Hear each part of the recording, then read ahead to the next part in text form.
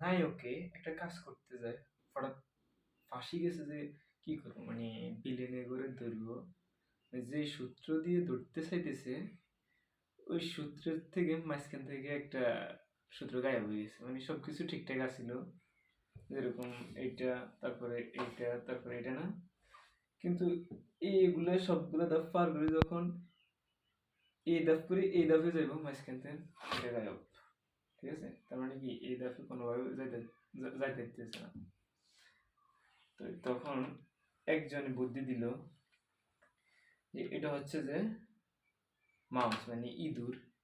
ইঁদুরও এরকম চিন্তা করে, যখন একটা ঘরে যা তখন ইঁদুর চিন্তা করতেছে যে আমি মনে হয় ফাঁসি গেছি। তো ইঁদুর যখন এটা কাটতে যা, পুরো দিন কিন্তু সময় কিন্তু ইঁদুর চিন্তা করে আমি ফাঁসি গেছি, কোন সময় কি আসে, কোন সময় কি আসে।